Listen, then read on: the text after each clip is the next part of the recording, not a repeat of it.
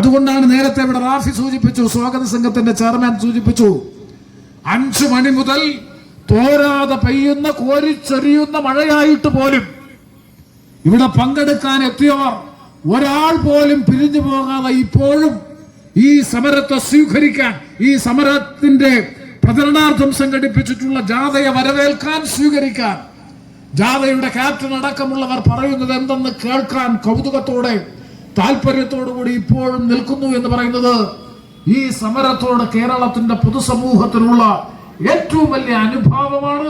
കേരളത്തിന്റെ പൊതുസമൂഹത്തിനുള്ള ഏറ്റവും വലിയ ഐക്യദാർഢ്യമാണ്. അതാണ് നിലമേലിലും നമുക്ക് കാണാൻ കഴിയുന്നത്, മനസ്സിലാക്കാൻ കഴിയുന്നത്. എന്താണ് കേരള ഗവൺമെന്റ് പറയുന്ന ന്യായീകരണം? ഞങ്ങൾ ധനപ്രതിസന്ധി എന്നവർ പറയുന്നില്ല. ആശാ വർക്കേഴ്സിന് ഇതൊരു കേന്ദ്രാവിഷ്കൃത സ്കീമാണ്, അതുകൊണ്ട് ഓണറേറിയം വർദ്ധിപ്പിക്കേണ്ടത് കേന്ദ്ര ഗവൺമെന്റാണ്. ഞാനൊന്ന് ചോദിച്ചോട്ടെ, പോണ്ടിച്ചേരി അഥവാ തൊട്ടപ്പുറ സംസ്ഥാനമായിട്ടുള്ള പുതുച്ചേരി സ്ത്രീ ശാക്തീകരണം, സ്ത്രീ പുരുഷ സമത്വം, അതുപോലെയുള്ള കാര്യങ്ങളൊക്കെ, അതുപോലെ തൊഴിലാളികളുടെയും ജീവനക്കാരുടെയും അവകാശ സംരക്ഷണം എന്നൊക്കെ പറയുന്നതാണ് ഇടതുപക്ഷ മൂല്യങ്ങൾ, അല്ലെങ്കിൽ അതിന്റെ രാഷ്ട്രീയം.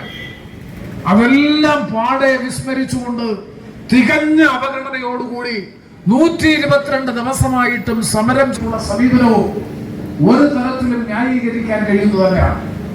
ഒരു ഗവൺമെന്റ് ധിക്കാരത്തോടെ, ധാർഷ്ട്യത്തോടുകൂടി, മർക്കട മുഷ്ടി ഉപയോഗിച്ചുകൊണ്ട് ഈ സമരത്തെ തകർക്കാൻ വേണ്ടിയിട്ടുള്ള പരിശ്രമമാണ് നടത്തുന്നത്. കേരളത്തിൽ ധൂർത്തോടെ, ആർഭാടത്തോടുകൂടി സംസ്ഥാനത്തിന്റെ പൊതുഖജനാവിലെ പണം ധൂർത്തടിച്ചത്, പാഴ്ചലമാക്കി മാറ്റിയത്, പിണറായി വിജയന്റെ ഫ്ലക്സ് വെക്കുന്നതിന് മാത്രം, പിണറായി വിജയൻ പുഞ്ചിരിക്കുന്ന ഫ്ലക്സ് കട്ടൗട്ട് വെക്കുന്നതിന് മാത്രം എസ്റ്റിമേറ്റ് 15 കോടി രൂപ.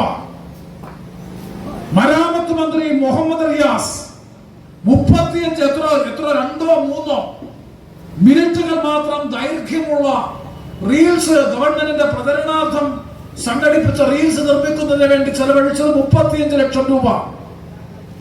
25 കോടി രൂപയാണ് ഈ ഗവൺമെന്റിന്റെ വാർഷികാഘോഷവുമായി ബന്ധപ്പെട്ടുകൊണ്ട് 4 ജില്ലകളിൽ പന്തലടക്കമുള്ള സംവിധാനങ്ങൾ ഒരുക്കി, വേദി ഒരുക്കിയതിന് 25 കോടി രൂപ.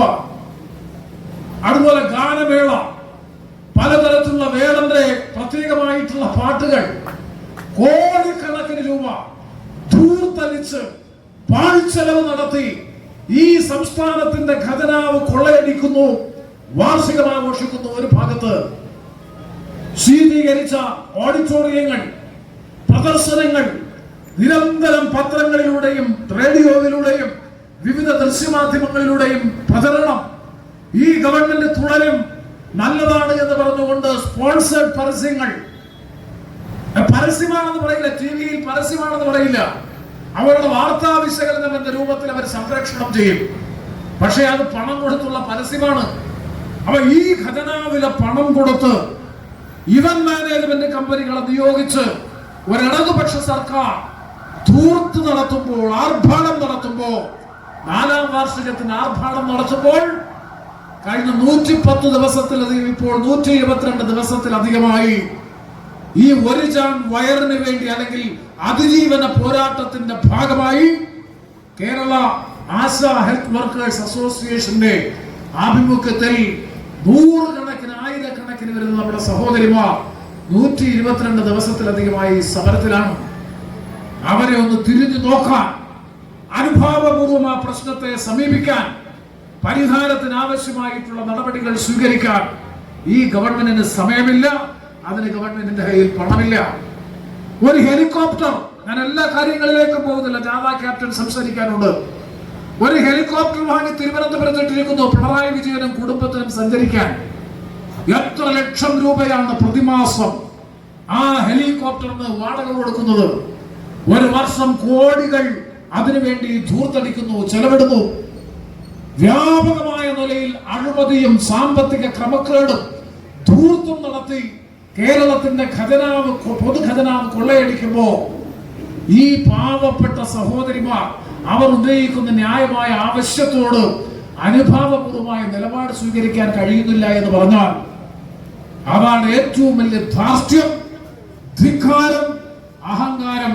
ഞങ്ങൾക്ക് ഭൂരിപക്ഷമുണ്ട്, ഭരണമുണ്ട്, അധികാരമുണ്ട്, സംഘടനാപരമായ ശേഷിയുണ്ട്.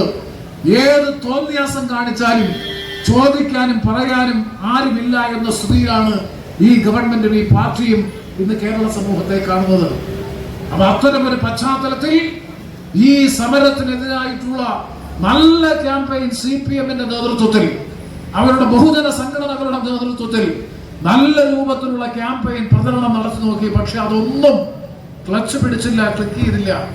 ഞാൻ മനസ്സിലാക്കുന്നത് ശരിയെങ്കിൽ ആശാ വർക്കേഴ്സ് നടത്തിക്കൊണ്ടിരിക്കുന്ന സമരം, ആ സമരത്തിന് നേതൃത്വം കൊടുക്കുന്ന ആശാ വർക്കേഴ്സ് വരുന്ന ദിവസങ്ങളിൽ നിലമ്പൂരിൽ നിയമസഭാ ഉപതെരഞ്ഞെടുപ്പ് നടക്കുന്ന നിലമ്പൂരിൽ അവരുടെ തീവ്രമായ പ്രചരണത്തിന് ആശാ വർക്കേഴ്സ് നേതൃത്വം കൊടുക്കുകയാണ്. ഒരു സംശയവും വേണ്ട. ഞാൻ നേരത്തെ പറഞ്ഞ ഇവിടെ 13 ആശാ വർക്കേഴ്സ് ആണ് ഈ പഞ്ചായത്തിൽ, നിലമേൽ പോലെയുള്ള ഒരു ചെറിയ പഞ്ചായത്തിലുള്ളതെങ്കിൽ അതുപോലെ കേരളത്തിന്റെ വിവിധ പ്രദേശങ്ങളിൽ പ്രവർത്തിച്ചു കൊണ്ടിരിക്കുന്ന, നിസ്വാർത്ഥമായി പ്രവർത്തിച്ചു കൊണ്ടിരിക്കുന്ന ആശാ വർക്കേഴ്സ്, അവർ കേരളത്തിന്റെ ഏറ്റവും വലിയൊരു ബഹുജന ശക്തിയാണ്. അവർ ഏറ്റവും വലിയ സ്ത്രീ ശക്തിയാണ്. ആ സ്ത്രീ ശക്തി എന്ത് എന്ന് കേരളത്തിന്റെ മുഖ്യമന്ത്രിയും കേരളത്തിന്റെ ഗവൺമെന്റിനെ നയിക്കുന്ന CPM-ഉം വരും ദിവസങ്ങളിൽ തിരിച്ചറിയാൻ പോകുന്നു. ആശംസിച്ച ജില്ലാ പഞ്ചായത്ത് പ്രസിഡന്റ് ശ്രീമതി ഷെമീന പറമ്പിൽ ഈ പ്രൗഢഗംഭീരമായ സ്വീകരണ സമ്മേളനം ഉദ്ഘാടനം ചെയ്ത കൊല്ലത്തിന്റെ ഏറെ പ്രിയങ്കരനായ MP ശ്രീ NK പ്രേമചന്ദ്രൻ, വിവിധ രാഷ്ട്രീയ പ്രസ്ഥാനങ്ങളെ പ്രതിനിധീകരിച്ചുകൊണ്ട് ധാരാളം നേതാക്കന്മാർ, ജനപ്രതിനിധികൾ എല്ലാം ഇവിടെ എത്തിച്ചേർന്നിട്ടുണ്ട്. നമ്മുടെ സംഘടനയുടെ ജില്ലാ നേതാക്കന്മാർ ശ്രീമതി ട്വിങ്കിൾ പ്രഭാകരൻ, ശ്രീമതി സരസ്വതി, സബീന അടക്കം നിരവധി ആളുകൾ ഈ വേദിയിലുണ്ട്. പ്രിയമുള്ള ആശാ സഹോദരിമാരെ, നിലമേൽ നിവാസികളെ, നമ്മുടെ ഏറെ ബഹുമാന്യനായ MP വളരെ ഭംഗിയായി വിഷയങ്ങൾ ഇവിടെ അവതരിപ്പിച്ചു. അദ്ദേഹം നിരവധി തവണ നമ്മുടെ സമരപന്തലിൽ തിരുവനന്തപുരത്ത് എത്തിയിരുന്നു. ഈ സമരം ആരംഭിക്കുന്നതിന് മുമ്പ്, ഏതാനും വർഷങ്ങൾക്ക് മുമ്പ് തന്നെ ആശാ വർക്കർമാരുടെ വിഷയം പാർലമെന്റിൽ വളരെ ഉജ്ജ്വലമായി അദ്ദേഹം അവതരിപ്പിച്ചിട്ടുണ്ട്. പല വിഷയങ്ങളിലും അന്ന് ഈ ആശമാരുടെ വിഷയങ്ങൾ അവതരിപ്പിച്ചതിനുള്ള മറുപടിയൊക്കെ അദ്ദേഹത്തിന് ലഭിച്ചിട്ടുണ്ട്.